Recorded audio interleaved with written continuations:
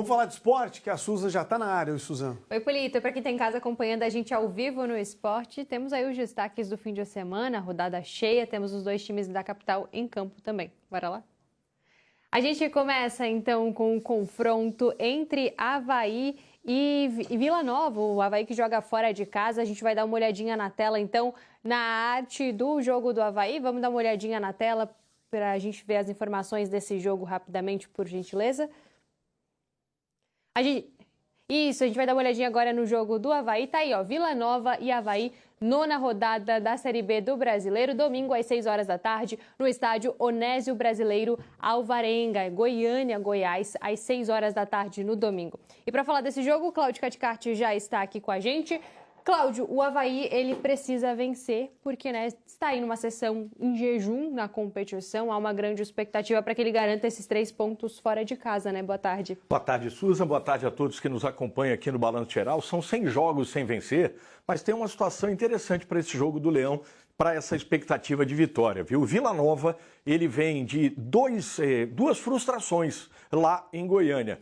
Perdeu o clássico para o Goiás na última rodada da Série B do Campeonato Brasileiro e foi eliminado no meio da semana lá na Copa Centro-Oeste. Foi eliminado em casa contra a equipe do Anápolis, que disputa a Série C do Campeonato Brasileiro. Então, uma oportunidade do Avaí ter estratégia, usar esse lado mental que vai estar desfavorável à equipe lá de Goiás, e tentar vencer essa partida. Tem que ter os cuidados naturais. O Avaí tem um problema na zaga, né? O Baldini, que a gente vai falar daqui a pouco sobre o zagueiro, ele recebeu o 3º cartão amarelo e está fora. O técnico André Almeida está com a dúvida se coloca o Guilherme Aquino pelo lado direito ou coloca o Gabriel Simples, né? E o outro vai para o lado esquerdo. Já que Alisson machucado, também Jefferson Maciel machucado, João Maestro machucado, dores de cabeça na zaga, viu, Susan? No mais, e a mesma equipe com aquela identidade de time, né, que não fica tergiversando com essa bola no meio de campo, sempre que rouba a bola, vai para o campo de ataque e nos contra-ataques pode vencer sim a equipe do Vila Nova. Jogo difícil, mas o Leão pode recuperar a confiança da vitória que faltaram nos últimos 6 jogos. E o torcedor espera por isso, né, Cláudia? Ainda falando do Leão da Ilha, a negociação com o Atlético Paranaense pelo zagueiro Baldini está bem avançado. O Avaí, inclusive, justificou essa venda, né, essa proposta, por conta de medidas financeiras, é isso mesmo? Pois é, por mais que o torcedor sinta a falta do Baldini, que é uma das revelações dessa Série B do Campeonato Brasileiro, zagueiro, que apesar de não ser com a perna dominante, não é canhoto, né? Mas é um jogador que joga pela esquerda, tem facilidade e teve um crescimento muito grande do início da temporada para cá. Mas o Avaí está pensando na questão financeira, momento delicado, e é uma das formas de você atrair investimento. E o mais interessante, ele vai para o Atlético Paranaense, negociação que deve se concretizar no máximo no início da semana que vem. A gente trouxe com exclusividade, né, no portal ND+, também no jornal ND. E o Avaí deve ficar ainda com um percentual do jogador, ou seja, é ganho financeiro agora e potencial financeiro lá na frente. O Atlético Paranaense tem um mercado, né, na Europa bastante forte e é uma ponte importante dentro desse caso do Baldini. E talento para o Baldini não falta, a gente já percebeu isso. É verdade, campo, qualidade né? O garoto tem. E agora a gente fala da outra equipe da capital catarinense, o Figueirense também entra em campo no fim de semana, jogo amanhã contra o Itabaiana. A gente tem as informações do jogo às 7h30 da noite. O Figueirense que joga no Orlando Scarpelli, joga em casa. E, Cláudio, precisa da vitória. Claro, venceu o Amazonas fora de casa, garantiu os 3 pontos num adversário que estava invicto na competição. Mas agora essa vitória em casa é importante para recuperar essa confiança do torcedor alvinegro que vai até o Orlando Scarpelli, né? É verdade. Esse momento desse jogo do Figueirense com o Itabaiana é muito parecido com o que aconteceu naquela semana do jogo contra o Anápolis.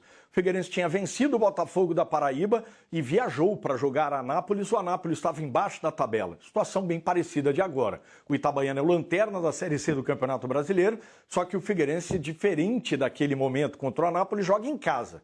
E, Suzana, é muito importante para o Figueirense essa questão de manter uma regularidade, consistência. Campeonatos de pontos corridos é consistência. O Figueirense foi consistente na vitória contra o Amazonas, mesmo no momento em que sofreu, né? E o Igor Gabriel acabou mostrando bastante confiança.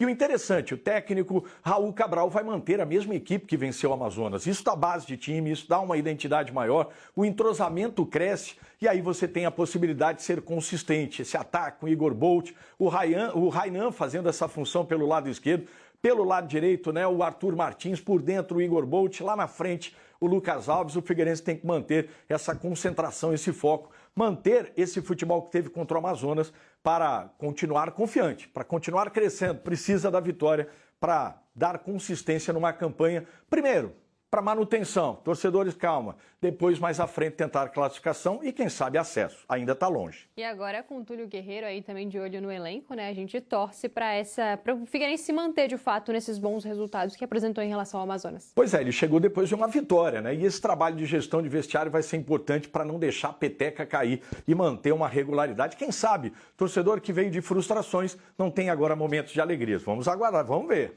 E segunda-feira a gente traz os resultados dessas partidas, né, de Figueirense e Avaí, mas amanhã tem Clube da Bola, 1h30 da tarde, né, Pois Cláudio? é, ia fazer essa chamada, né? Amanhã tem Clube da Bola, muitos assuntos. Olha o que fez a Chapecoense, o ND Sport está imperdível hoje. E a gente volta amanhã no Clube da Bola então, viu, Suzana? Até amanhã, Cláudio. Até mais. E olha só, o fim de semana vai ser movimentado na capital catarinense com a segunda etapa do Campeonato Catarinense de Remo. Um evento comemorativo aos 100 anos da velha senhora. Geiseriel Cunha, quem traz as informações pra gente. É isso, Geiseriel?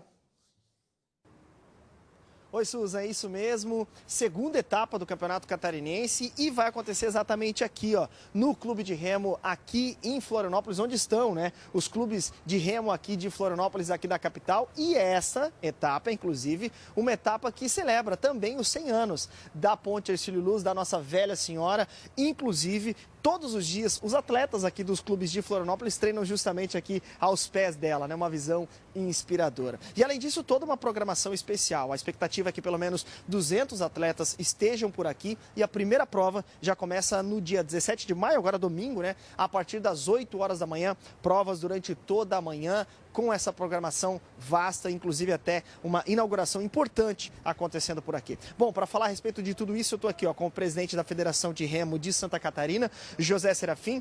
Presidente, boa tarde, bem-vindo aqui ao Esporte do Balanço Geral. Me diz uma coisa, as etapas elas começam 8 horas da manhã e elas têm a chegada aqui, mas elas começam lá na Bahia Sul, é isso mesmo? Boa tarde. Isso, boa tarde ao público de casa. Né? As provas começam a partir das 8 horas, né? Nesse domingo.